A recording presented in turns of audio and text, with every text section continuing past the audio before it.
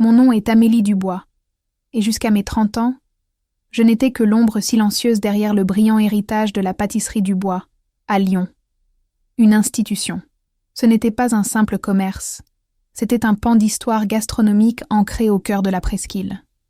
Mon grand-père avait fondé cette maison avec l'idée que chaque gâteau, chaque bugne de la fête de la Toussaint, devait raconter une histoire de précision et de passion.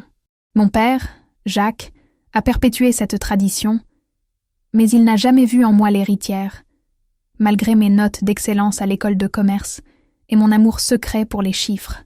La couronne était réservée à Sébastien, mon frère aîné.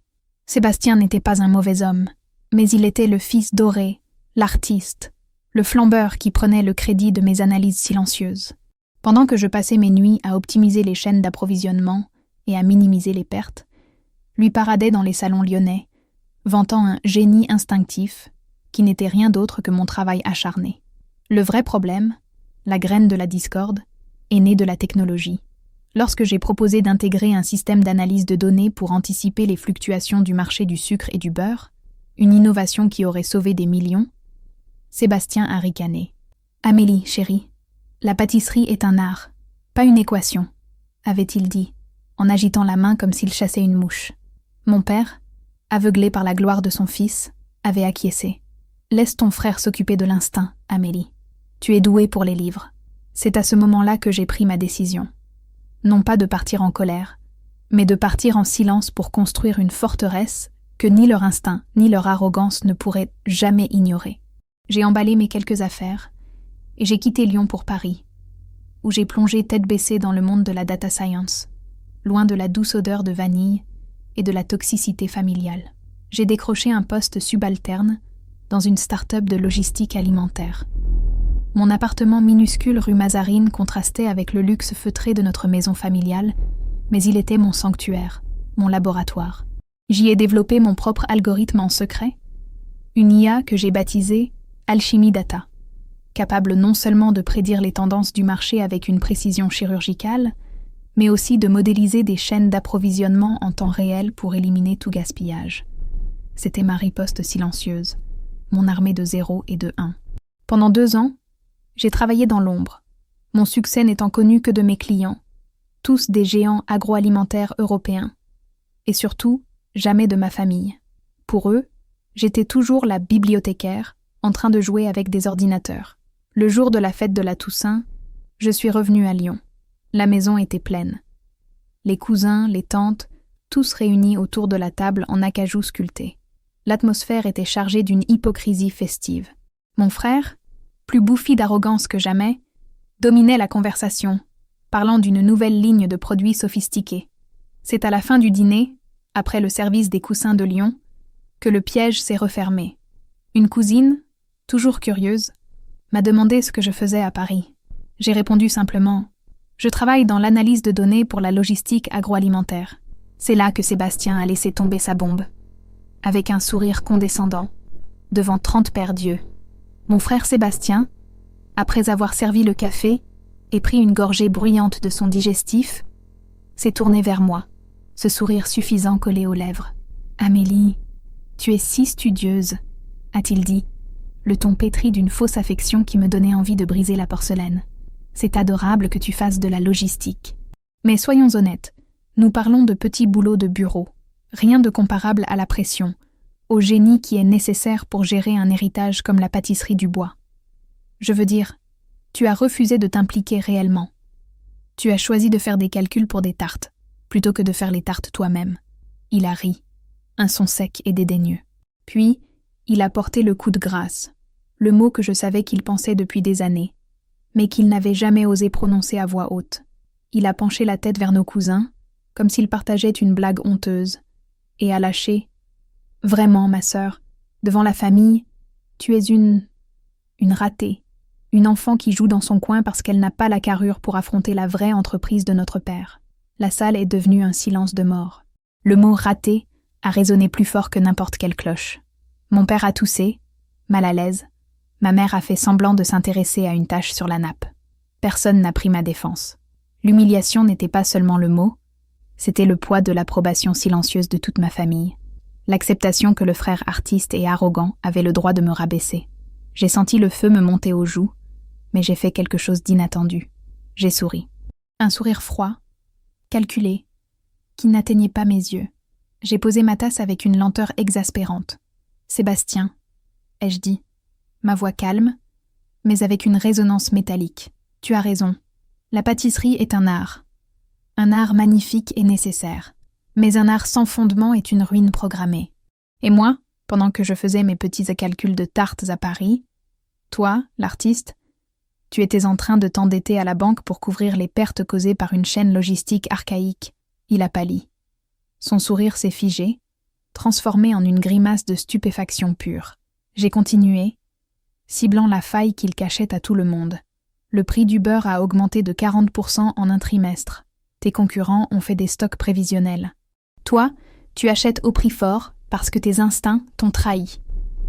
Tes contrats de transport, tu paies 12% de plus que le prix du marché et tes pertes en livraison dépassent le seuil de 8% de marchandises avariées. Tout cela, Sébastien, est écrit dans les données publiques, pour qui sait lire. La pâtisserie du bois ne s'écroulera pas à cause du goût, mais à cause des chiffres que tu méprises. Et je ne suis pas une ratée. Je suis celle qui a choisi de s'armer de précision pendant que tu te contentais de parader avec une fausse gloire. J'ai terminé, me levant. Profitez de la fin de votre Toussaint. L'année prochaine, cette table sera peut-être mise aux enchères. J'ai quitté la salle, laissant derrière moi le silence brisé et le visage de mon frère, glacé par mes mots comme par un vent sibérien. Ma vengeance avait commencé par une seule phrase, une destruction verbale d'une précision analytique implacable. Le trajet de retour vers Paris a été un torrent de larmes non de tristesse, mais de rage et de libération. J'avais enfin craché la vérité, le secret de Polichinelle que Sébastien s'efforçait de cacher à la famille et, pire encore, à lui-même. Cependant, la satisfaction éphémère de la vengeance verbale s'est rapidement muée en un sentiment plus sombre et plus profond, l'urgence d'une riposte stratégique. Je savais que mes mots n'étaient qu'une mise en garde. Pour que la vengeance soit complète et, surtout, pour que ma valeur soit définitivement reconnue, je devais faire plus que pointer du doigt la ruine. Je devais devenir l'unique sauveur. La veille de mon retour à Paris, j'avais effectué une analyse rapide des données financières publiques de la pâtisserie du bois, croisant les rapports de faillite potentiels avec l'évolution des prix des matières premières. J'avais découvert que l'entreprise n'était pas seulement en difficulté, elle était au bord de l'effondrement, à quelques semaines d'un défaut de paiement majeur sur un prêt hypothécaire couvrant les murs mêmes du bâtiment historique. Cette information, je l'avais gardée secrète, même pendant ma confrontation à Toussaint. C'était mon arme nucléaire. Mon exil volontaire, 2 ans auparavant, avait été motivé par un incident plus petit, mais tout aussi douloureux.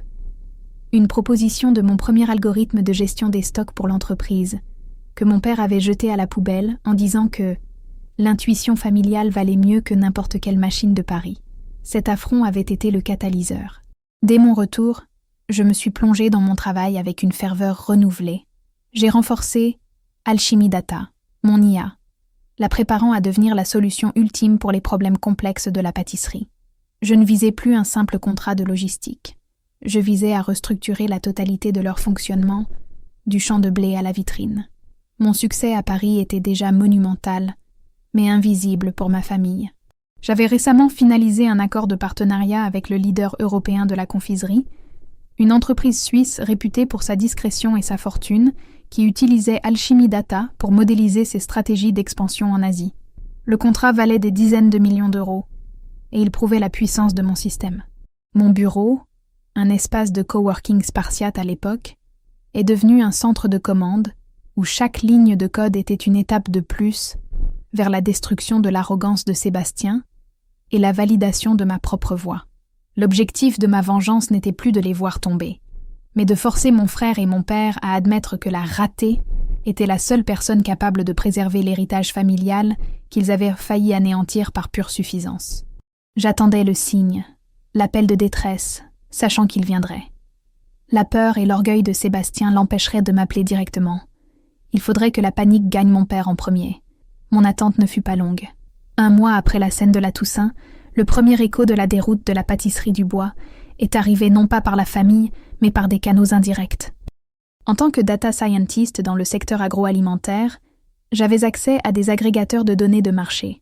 J'ai remarqué une anomalie dans les flux de crédits fournisseurs, une augmentation spectaculaire des retards de paiement de l'entreprise Dubois à ses principaux fournisseurs de sucre et de farine en Île-de-France. Mon cœur a eu un soubresaut. Ce n'était pas un simple problème de trésorerie, c'était le symptôme d'une hémorragie interne. La réputation d'une maison comme la leur reposait sur la ponctualité de ses paiements. C'était la première fissure visible de l'extérieur. Sébastien était un homme de façade. Il excellait à masquer les problèmes derrière un sourire et des anecdotes de relations publiques. Mais les chiffres, eux, ne mentent jamais. J'ai utilisé Alchemy Data pour faire une plongée plus profonde, une analyse chirurgicale des données logistiques ouvertes, les prix des transporteurs régionaux, les rapports de qualité des produits finis dans la chaîne de distribution, même les avis clients sur la constance du goût de certains classiques de la Maison Dubois. Les résultats étaient dévastateurs. Les coûts d'exploitation avaient grimpé en flèche à cause d'un système de gestion des stocks complètement dépassé. Le gaspillage était endémique. Et la qualité des ingrédients diminuait en raison de la nécessité d'acheter en urgence des produits moins chers pour compenser les erreurs de prévision. Le prestige de la pâtisserie Dubois était en train de s'effriter lentement, sans que le public ne le sache encore. Mais les professionnels le remarquaient. Je recevais une satisfaction froide à chaque nouvelle ligne de code qui confirmait la prophétie que j'avais faite à la table de Toussaint. C'était ma justice. Je n'avais pas besoin d'appeler, de me vanter, ou même de me venger directement. Je pouvais simplement observer le désastre créé par l'arrogance, un désastre qu'eux seuls avaient provoqué en niant la valeur de la précision. J'ai continué à travailler sur mon propre projet, le contrat suisse prenant une ampleur considérable, me rendant multimillionnaire en valorisation d'entreprise, mais toujours inconnu de ma famille. Mon père, de son côté, s'est manifesté de manière détournée, comme je l'avais prédit. Il m'a envoyé un email, un simple mail non signé par Sébastien, avec un fichier attaché. Les comptes de la pâtisserie des 6 derniers mois. Le sujet était anodin. Petite demande de maman. Juste un œil sur les chiffres, s'il te plaît. Le ton était désespéré, mais déguisé en faveur maternelle. Mon père n'aurait jamais admis l'erreur, mais il était en panique. Il venait de me fournir les clés du royaume.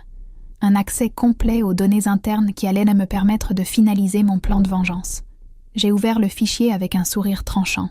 L'analyse externe n'était rien comparée à la vérité brute des comptes internes. L'analyse des comptes internes a révélé une vérité encore plus sombre que je ne l'avais imaginée. La pâtisserie Dubois n'était pas seulement en difficulté, elle était techniquement insolvable. Sébastien, dans son désespoir, avait pris des décisions irréfléchies, des emprunts à court terme à des taux usuraires, des paris risqués sur des promotions pour vider les stocks de produits approchant de leur date limite, et pire, il avait engagé la trésorerie de l'entreprise pour financer une expansion immobilière inutile qui n'avait jamais vu le jour, essayant de dissimuler ses pertes opérationnelles derrière de faux actifs. Mon père, dans sa foi aveugle en son fils, avait co-signé certains de ses prêts. Ils étaient tous deux piégés. Mon premier mouvement fut une vague de triomphe glacial. La vengeance était à portée de main. J'avais maintenant la preuve irréfutable de l'incompétence de Sébastien et de la fin imminente de l'entreprise familiale qu'il m'avait interdite. Ma satisfaction aurait pu s'arrêter là, les laisser couler et regarder la ratée s'en sortir comme une reine. Mais une chose m'en a empêché. Le souvenir de mon grand-père et l'idée de l'héritage. Le bâtiment de la pâtisserie, avec ses moulures et sa devanture en or, était l'œuvre de toute une vie. Le voir devenir un fast-food ou un magasin de vêtements bon marché était une trahison que même ma soif de vengeance ne pouvait supporter. J'ai donc ajusté mon plan. La vengeance ne serait pas la destruction totale, mais une reconstruction forcée par mes conditions. J'ai passé une semaine entière à modéliser la restructuration. J'ai utilisé Alchemy Data pour créer un plan de sauvetage en 3 phases. Une purge immédiate des dettes toxiques, la mise en place d'une chaîne logistique intelligente pour réduire les coûts de 30% et l'introduction d'un modèle de prévision de la demande pour éliminer le gaspillage. Le plan était parfait, mais il nécessitait un investissement massif que seul mon propre capital, issu du succès de mon IA, pouvait fournir. C'était le levier. J'ai répondu à l'email de mon père, non pas avec compassion, mais avec une froideur professionnelle. J'ai analysé les chiffres, ai-je écrit.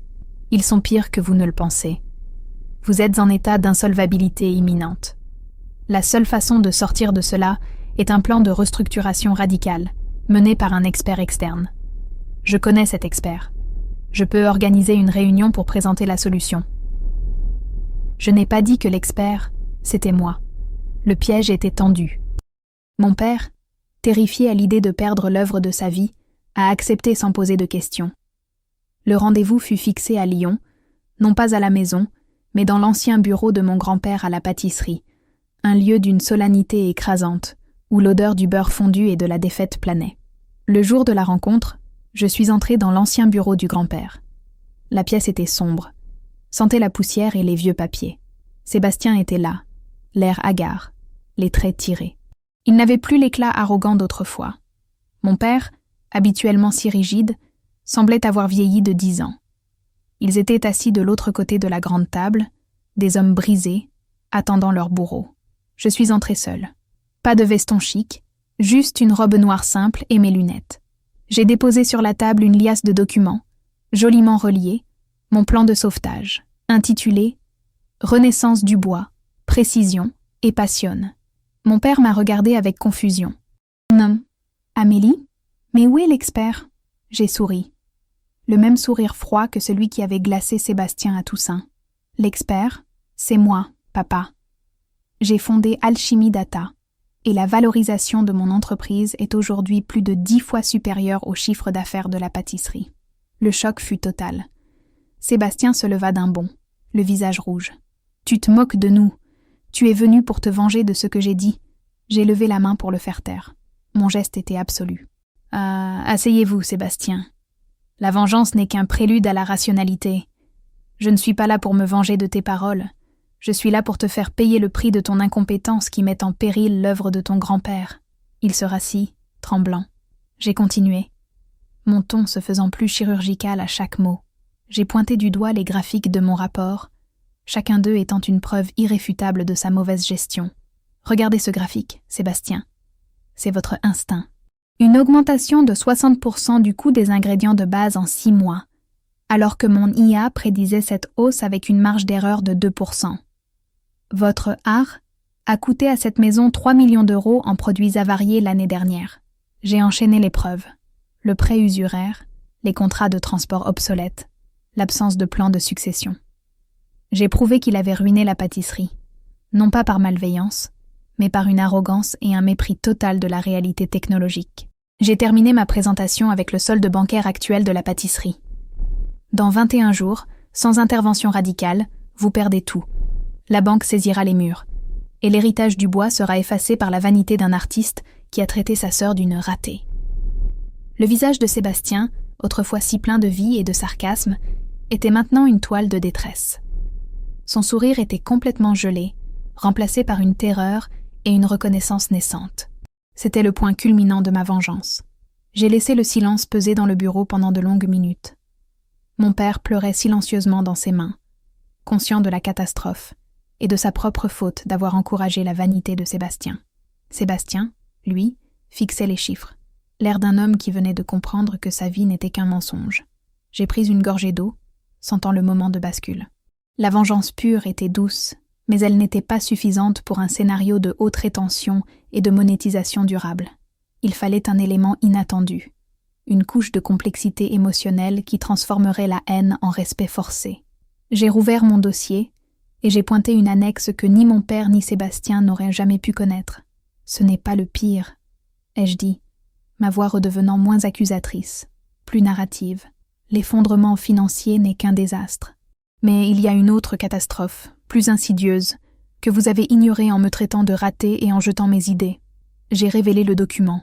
C'était un codicile du testament de mon grand-père, rédigé juste après mon entrée à l'école de commerce. Un secret qu'il avait partagé avec moi avant de mourir et que j'avais gardé religieusement. Grand-père, ai-je expliqué, a toujours cru que la pâtisserie devait être synonyme d'innovation et d'héritage. Il a inclus une clause culturelle dans le testament. Si la maison du bois a cessé d'innover et était vendue pour des raisons de faillite opérationnelle, l'intégralité du bâtiment historique, le terrain, les murs, tout, devait être immédiatement transféré à la ville de Lyon pour devenir une école de gastronomie pour les enfants défavorisés. Le choc les a frappés comme une vague. Mon père a levé la tête, les yeux écarquillés, Impossible, cria-t-il. Légalement, c'est impossible. Légalement, c'est vérifié par mes avocats, ai-je corrigé. Grand-père m'a donné une copie, en me disant de l'utiliser si l'orgueil familial prenait le dessus sur le bon sens.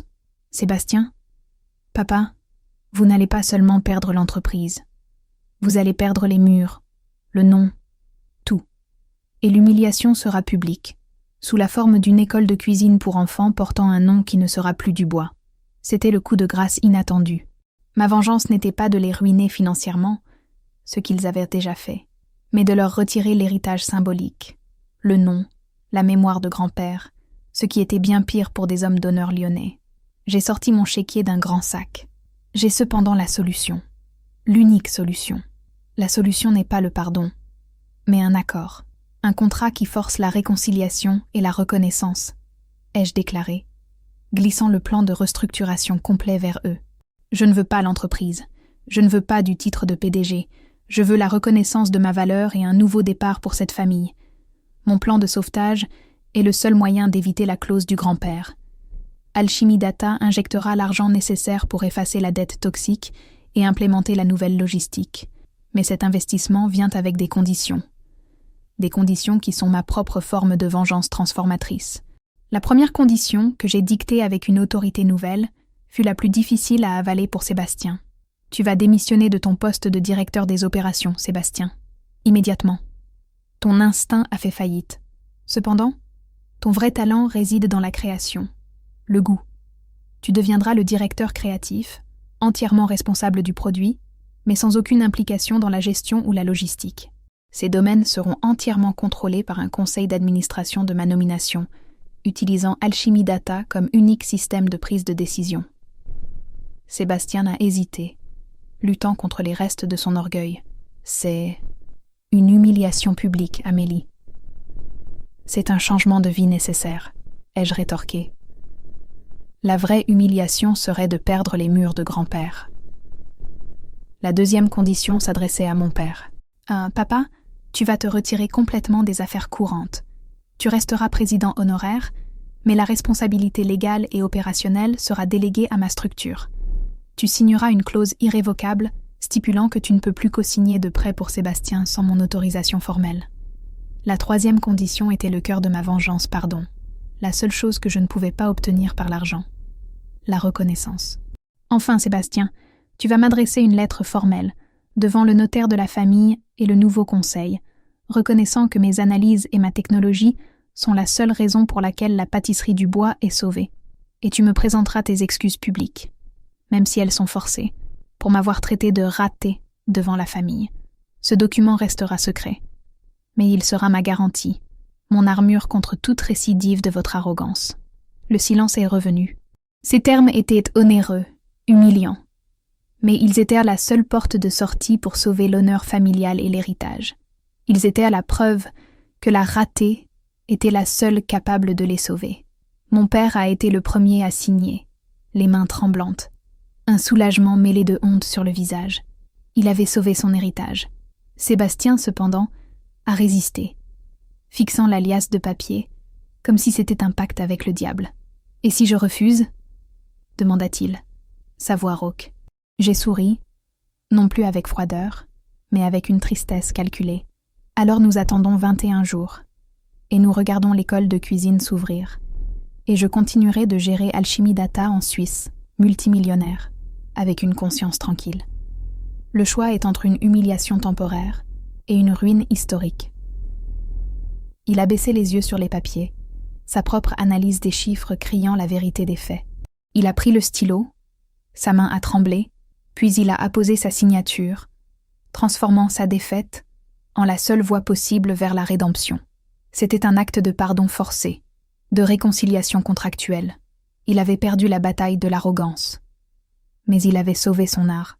Les semaines qui ont suivi ont été un tourbillon. L'argent d'Alchimie Data a effacé les dettes.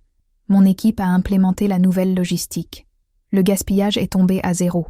La pâtisserie a connu une renaissance, saluée par la presse lyonnaise comme un miracle opérationnel. J'ai gardé le secret de mon implication totale, me contentant de gérer la structure à distance. Sébastien s'est transformé. Libéré du fardeau de la gestion, Il a retrouvé sa passion. Ses nouvelles créations étaient audacieuses, brillantes et, surtout, rentables, car elles étaient soutenues par la prévision de mon IA. Il n'était plus l'arrogant flambeur, mais l'artiste qu'il aurait toujours dû être. Ma vengeance, la plus douce des victoires, avait été de lui donner sa vraie vie, à mes propres conditions. Quant à la lettre d'excuse, elle est restée dans un coffre-fort, mon trophée silencieux et le garant de la nouvelle ère. 1 an plus tard, je suis retournée à Lyon pour un dîner discret, loin des fastes de la Toussaint, avec juste mes parents et Sébastien. J'ai trouvé un Sébastien différent. Pas humble, car l'orgueil fait partie de son ADN, mais respectueux, professionnellement soumis. Il a raconté, sans aucune vantardise, comment Alchimie Data avait permis une création que même lui n'aurait pas imaginée. Mon père m'a regardé avec des yeux pleins de fierté et de remords. La réconciliation n'a pas été un embrassement larmoyant, mais une reconnaissance froide et mutuelle. Mon père m'a offert une montre de famille, l'objet qu'il avait toujours promis à Sébastien. « Elle te revient, Amélie », a-t-il dit simplement. La précision mérite l'heure. Ce geste valait 1000 excuses.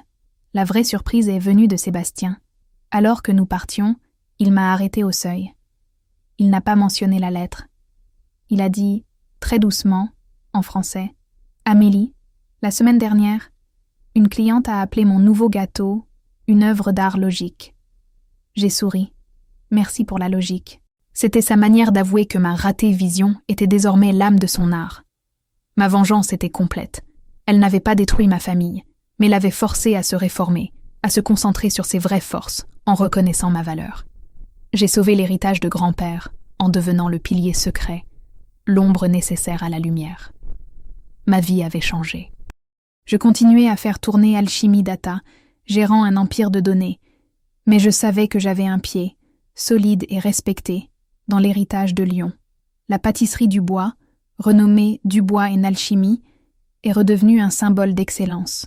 La presse spécialisée célébrait la fusion inattendue de l'artisanat et de l'intelligence artificielle. Les cousins qui m'avaient vu me faire humilier à la Toussaint me demandaient maintenant des conseils d'investissement. L'ironie était douce. Ma vengeance avait été un acte de construction, non de destruction, obligeant chacun à sortir de son rôle toxique. Sébastien, le génie artistique, libéré des chiffres. Mon père, le patriarche, en retraite honorable.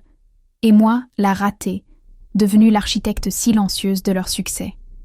Le pardon, je l'ai trouvé non pas dans l'oubli, mais dans la nouvelle fondation de respect et de peur mutuelle que nous avions établie.